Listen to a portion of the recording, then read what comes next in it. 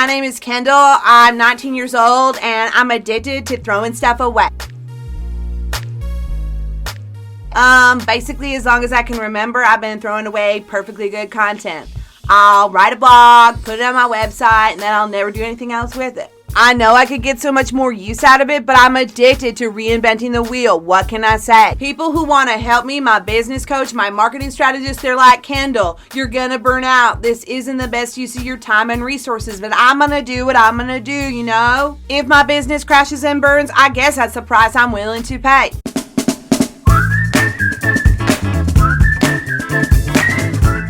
Hey, this is RKA, and this is another episode of Awkward Marketing. Because marketing your small business can be awkward, sometimes awful. I'll help you make it awesome.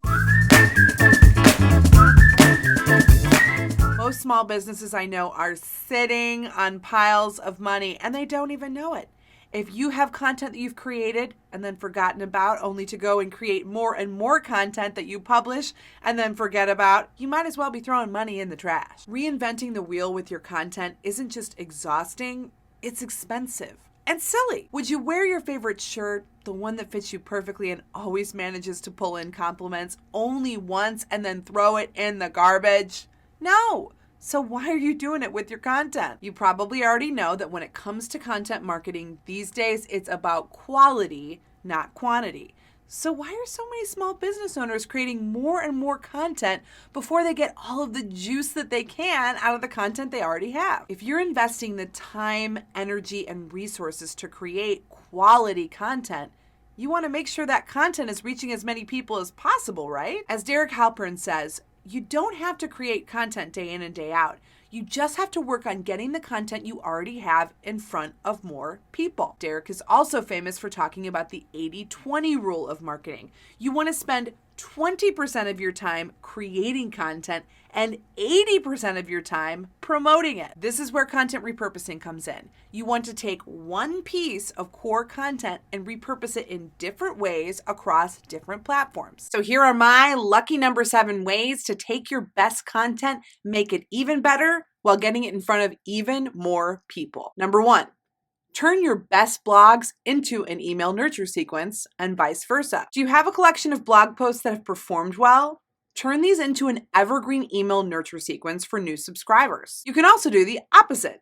Turn your best emails into a blog series. Number 2, turn your listicles into individual pieces and vice versa. Do you have blog posts or videos on the 5 ways to blank or the 10 examples of blank?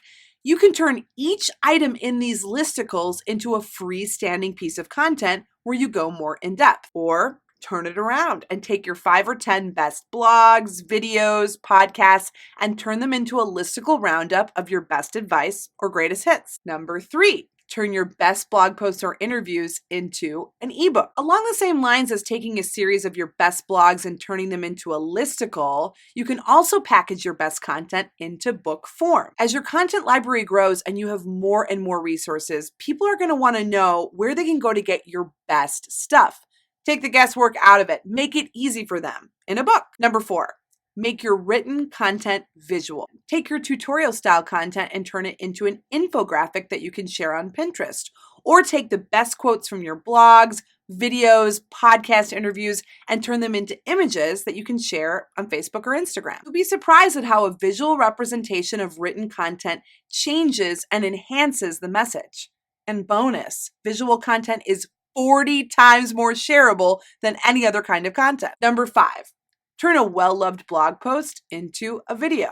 And here's the thing. You don't have to rewrite the script. You can use the exact same text from your blog post. Similar to turning written content into visual content, how you deliver the message enhances it and changes how your audience receives it. Number 6, refresh and republish old content. Go through old content that has become dated, tweak it so it's relevant again, and then republish it with a note about when it was last updated.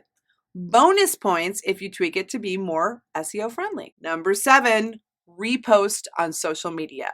Social feeds are inundated by new content every single second, so you don't want to rely on the first time you post something to get it in front of everyone who would benefit from your content. You want to republish your best content on social media periodically, experimenting with different captions, photos, ads, to see which approach performs best. You might remember that I recycled the top 10 episodes of Awkward Marketing from last season this summer while I was preparing for this season. Rather than churn out a bunch of new episodes during a slow season or completely go silent, I polled my audience on their favorite episodes and then I released them in that order all summer long. I used new captions and positioning so that the episodes would feel fresh for my existing audience while also getting in front of people who had never seen them before. That's it, my lucky number 7 ways to repurpose content and expand your reach.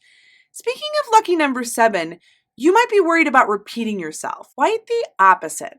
Just as it takes on average 7 interactions with a brand before a prospect is ready to buy, the same is true for messaging. Your audience often has to hear your message 7 times for it to sink in or for them to be ready to act on it. Repetition positions you as an authority, not an annoyance. Now go out there and reduce, reuse, and recycle.